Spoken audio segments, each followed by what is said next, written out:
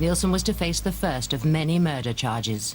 I remember when he appeared at Highgate Magistrates Court, because we all got a good look at him nowadays because they put raincoats over their heads. And I've always wondered whether the police made sure that Nilsen didn't have one to put over his head. He declined to have a blanket put over his head. He totally refused. He said he had nothing to hide and he wanted to go out, and if he was photographed, he was photographed. It was precisely 10 o'clock when Dennis Andrew Nilsen was led into the dock to face the bench of 3 magistrates. The charge, a single charge of murdering Stephen... The television was going on in the background, and I looked across and said, my goodness, that's Des Nilsen. I used to work with him. All these gruesome details are all unfolding, and they were all perpetrated by someone that I'd spent a year working with and sometimes socialising with. And it was very difficult to put the two together.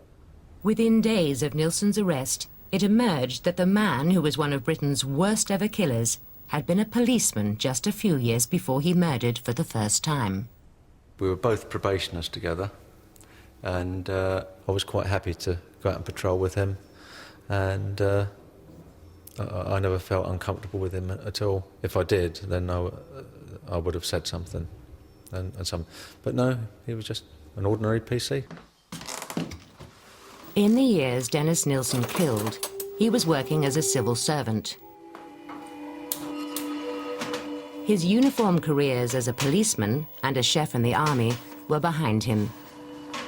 He lived alone in a respectable North London suburb and managed to lead what from the outside appeared to be a perfectly normal life. Had you met Nilsen before his arrest in February 1983, you would not have found him a remarkable person. He was intelligent, he was efficient, with a sensible job, had a pet dog, did ordinary things. It would never have occurred to anyone to think that he was dangerous. But that is what makes a case like this so interesting, because it reminds one that murder of this kind is a secret undercurrent. What started you off in 1978? That's something I've never stopped asking myself. Normally, when you have a murder, you have a motive. We tried to get from Nilsen some sort of explanation, but we couldn't get one. And Nilsen would turn it round on us and he'd say, well, why do you think I did it? First time was 30th December 1978, after a bout of drinking at the Cricklewood Arms. Closing time, I was talking to this guy and he became aware that I had a bottle at home, and he came there with me. In the morning, he was lying on top of the bed, fully clothed.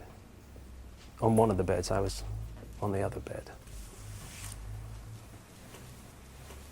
He was dead, and I came to the conclusion that I'd killed him. Why did you come to that conclusion? Because he was dead. I got the impression that he wanted to go.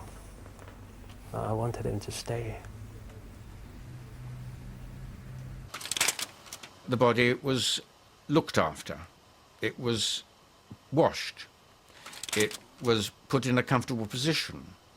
It was put into bed. This must have required some exertion, but this was the enjoyment for him.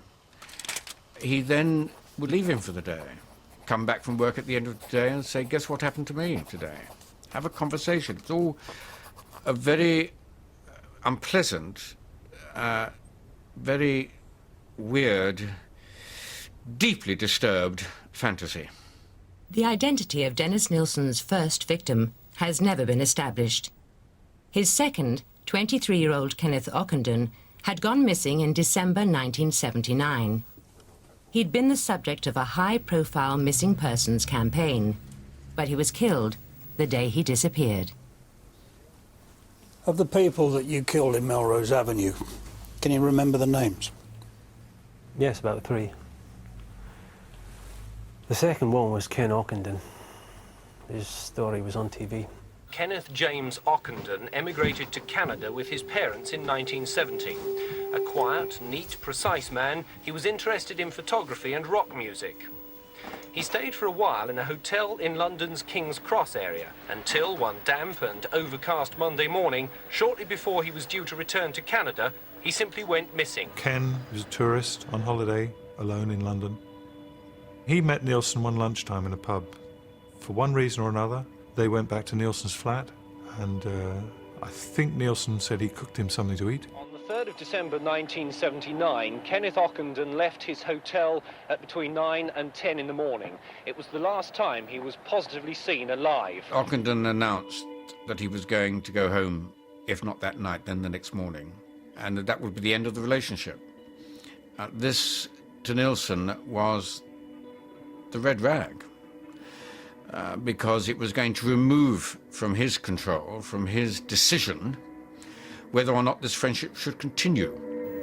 Ken was sitting in Nilsen's flat, having a drink, listening to music, had some headphones on. Nilsen got hold of the wires on the headphones and strangled him. In December of last year, the police said there was a strong possibility that Kenneth Ockenden had been murdered. There has, up until now, been no trace of the missing man. Ockenden was killed in order that he should be kept, in order that Nilsen should exercise his right, in his warped mind, to decide that this is somebody whose company he wanted to keep. In relation to the victims of Dennis Nilsen, they have been perceived by the press as misfits, and sometimes, you know, there's a perception that they're all homosexual, but this wasn't the case. Some were tramps, some were homosexual, some were rent boys, some were completely straight people that had gone back to his house, and he was a trained chef, and one of his ploys would be, come back to my place for a meal, I'll give you a decent meal. Martin would always say, oh, I'm in catering, I like doing this cookery and whatever. He used to do most of the meals, especially at Christmas time, the Christmas dinners. Martin Duffy was Dennis Nilsen's third and youngest victim.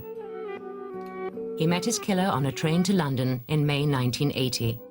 He was only 16 years old when he died. Nobody bothered whether they went missing or not. That was what Nilsen said. They don't care about it. Nobody's bothered and they don't even look for them. How did he know? Did he know that I spent 2 years trying to find traces of Martin?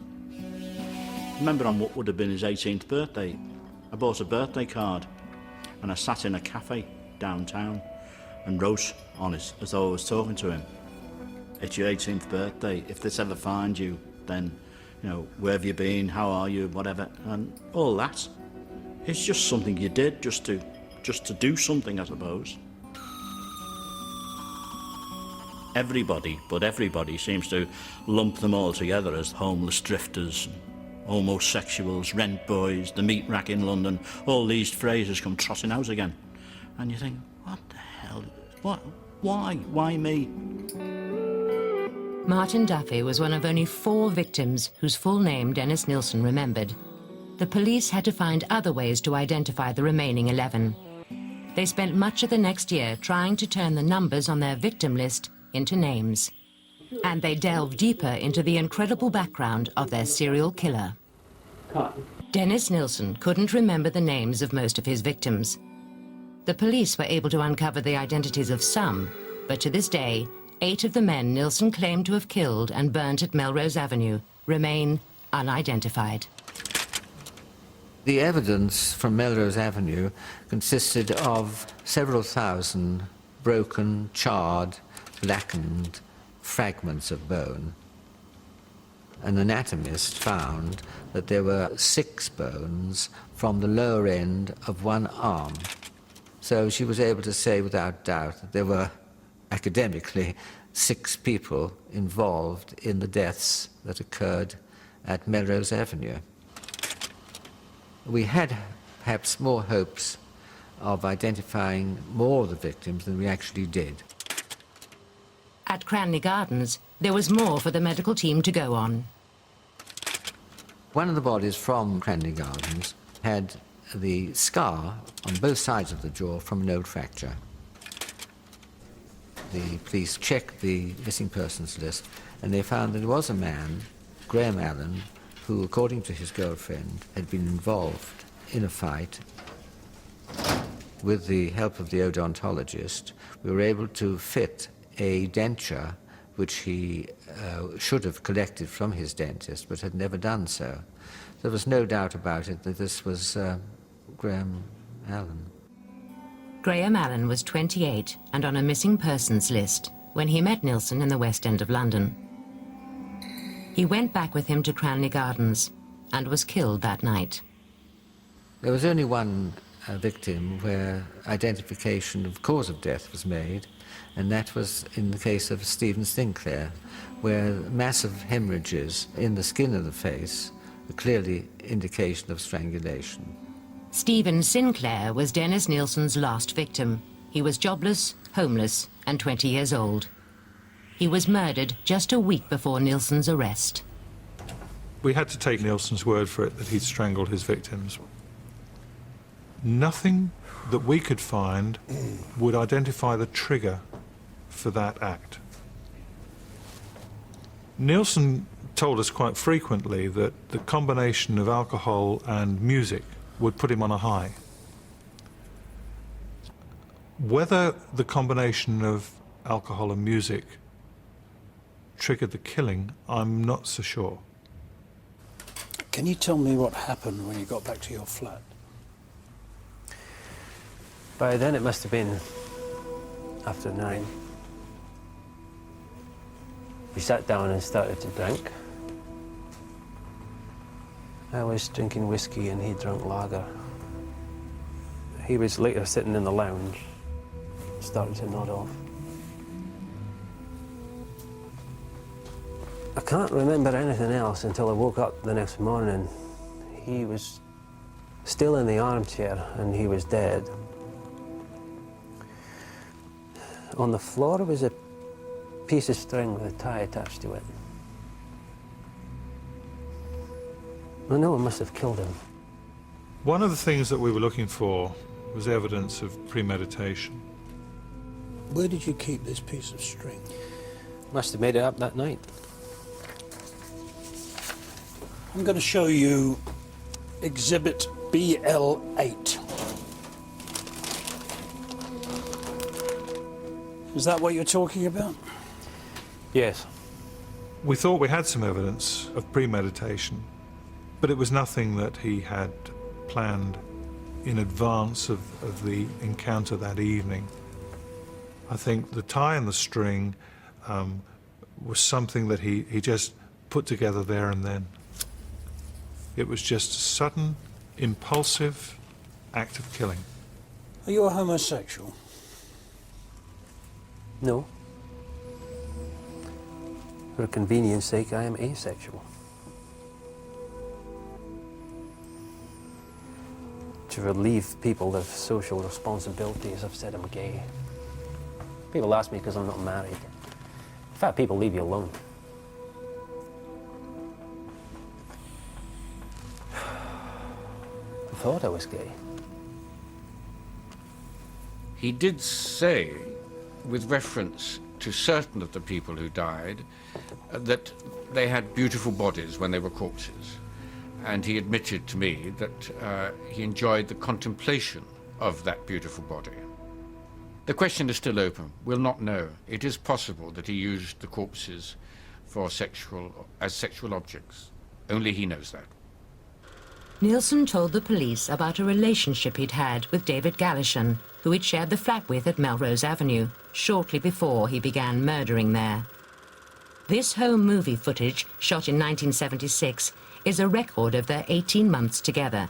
Nilsen said the relationship was not sexual. It certainly became our impression that they were almost husband and wife, in as much that Dennis, I think at one stage, went to work and Gallishan would stay home and look after the flat. He did the garden, he had a pond put in. They were involved in buying the dog together, and it was almost like a relationship. Don't stand there with your hand on your hip, you're like a big poof. The home movie that Nilsen made was, again, a perfect example of somebody who is being in control.